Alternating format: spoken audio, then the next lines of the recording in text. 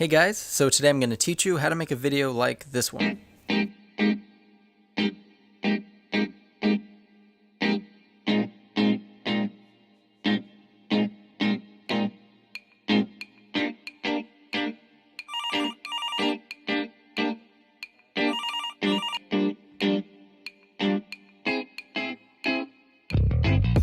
Alright, so this is our little behind the scenes of how we shot this little short. As you can see, we have an LED panel here, and we also have natural light coming in, so it's best to shoot obviously during the day because all the natural light really helps illuminate shadows since it's coming in and filling the whole room.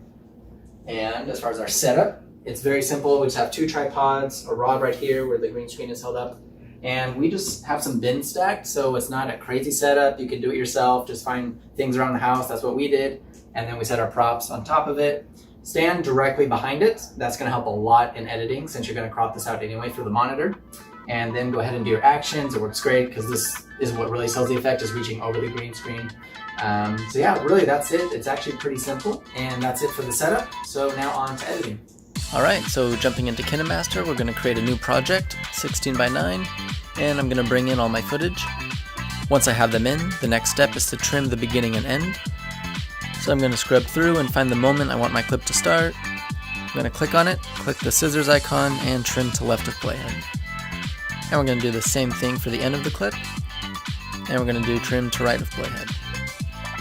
Now onto our green screen, trim to left of playhead. And again, the very end where we want it to stop, we're going to do trim to right of playhead. Alright, so now we're going to click on our green screen footage. And we need to duplicate it as a layer. So we're going to click the three dots up here, duplicate as a layer. So we can go ahead and delete the topmost green screen clip and scoot over the layer underneath the monitor clip. Next, with the green screen selected, for now we're going to make it full screen. And we're going to go down to the Chroma key, we're going to enable it, and we're going to adjust our sliders until we have the best results we can get. Alright, now because we have to crop, we're going to actually turn off full screen and we're going to manually scale it up and position it in front of the monitor as close as possible. Again, for right now it doesn't have to be perfect. Now we're going to get the cropping tool. We're going to crop the left, the right, the top, the bottom, crop everything that you don't need, and we're going to scale it so it fits just over the monitor. And what I'm going to do is actually click back on the monitor clip, and I'm going to zoom in just slightly to make my monitor a little bit bigger. Alright, so now back to the green screen. I'm gonna keep scaling and adjusting, and if needed, Kinemaster does have a rotating tool. As you can see, you can rotate it slightly if you need to. So I'm gonna do some very small rotating and get it to fit as closely as possible onto the monitor. Alright, that's looking good. Now we're gonna add some music.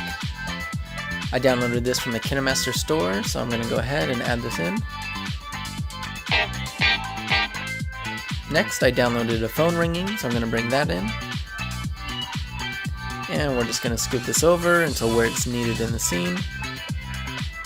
And to sell the effect that I muted the phone or hung up, I'm going to trim and trim to right of playhead right in the middle of the phone ringing, so again it sounds like I muted it. Alright, next we're going to add some effects to really sell the computer screen.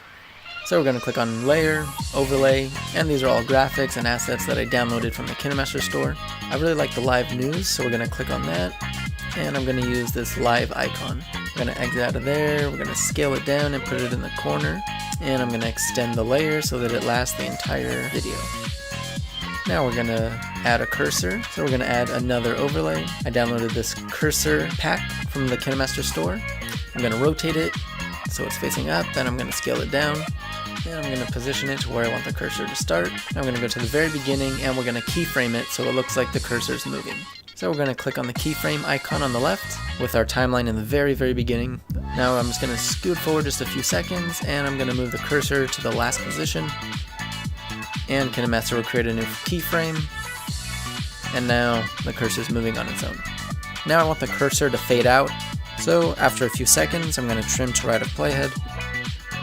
And then we're going to go to the out animation and choose fade. So now our cursor fades out. And the very last thing I did was actually decide to move the live to the top left so that it doesn't get in the way of the actress. And that's how I created this effect, so go ahead, try it out for yourself, have fun, and thank you for watching.